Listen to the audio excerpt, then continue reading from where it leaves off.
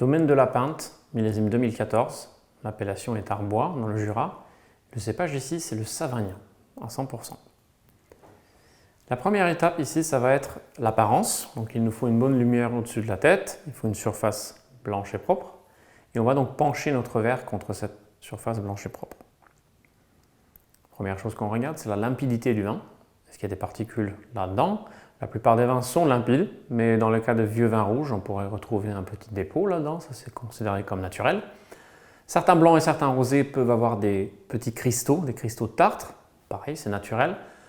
Et de plus en plus de vins aujourd'hui, on le voit sur l'étiquette, souvent c'est marqué non filtré ou non collé. Dans ces cas-là, on peut aussi avoir un petit trouble là-dedans. Mais en dehors de ces cas-là, en principe, la plupart des vins sont totalement limpides. Ensuite, c'est l'intensité de la couleur. Ici, c'est une couleur qui est une intensité moyenne par rapport à tous les vins blancs du monde entier. On est sur une intensité moyenne. Et la couleur ici est jaune citron. Donc jaune citron, jaune normal, c'est ce qu'on appelle le jaune citron. La deuxième partie, du coup, ça va être le nez. Donc d'abord, moi je veux toujours voir si le vin est net ou pas net, c'est-à-dire est-ce qu'il y a des défauts que je peux voir tout de suite. Alors les défauts que je cherche, c'est particulièrement le goût de bouchon, l'odeur du vinaigre ou d'autres arômes désagréables dans le vin. Là, il n'y en a pas, donc le vin est net. Et ensuite, c'est l'intensité du nez. Est-ce que ça sent fort ou plutôt faible, quelque part entre les deux? Et encore une fois, on compare donc ce vin blanc par rapport à tous les vins blancs du monde entier. Et là, c'est des arômes avec une intensité moyenne. Les différents arômes, ensuite, donc on essaye de trouver quelque chose qui nous parle dans ce vin-là. Des arômes qui nous donnent des associations, des idées de fruits, de légumes, d'épices, etc. Ce que ça pourrait être. Moi, pour ma part, j'ai des arômes de pommes ici. De citron jaune aussi. Côté légèrement noisette, fumée, des petites notes de foin aussi, de champignons, de truffes. Ça, c'est mes arômes à moi. On passe du coup pour la partie dégustation, troisième partie, le palais. On va d'abord goûter, je prends un peu d'air en même temps, je fais circuler en bouche pendant 3-4 secondes et je recrache.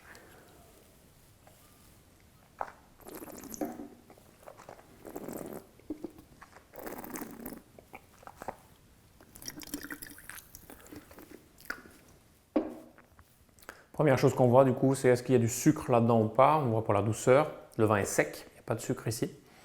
Ensuite on a l'acidité, donc l'acidité c'est la sensation de salivation sous la langue surtout. Là, j'ai une salivation qui est plutôt forte, donc on est sur une acidité élevée. Tous les vins sont acides, mais certains sont plus acides que d'autres. L'acidité, c'est un élément essentiel dans l'équilibre du vin. Et ici, on est donc sur une acidité élevée. Ensuite, on a le corps. Le corps, c'est donc la densité, l'épaisseur, la viscosité du vin en bouche. On a le corps léger, moyen ou puissant ou charpenté. Corps léger, c'est à peu près la sensation de l'eau plate en bouche. Corps moyen, ça sera la sensation de l'eau, du lait normal, on va dire. Et le corps puissant ou charpenté, ce sera comme le lait entier, crème liquide, ou même des produits comme le sirop, l'huile d'olive, en termes de densité, d'épaisseur en bouche. Ici, j'ai une épaisseur comme l'eau plate normale, donc corps léger. Je vais ensuite voir pour l'intensité des arômes, les arômes et la longueur de la finale.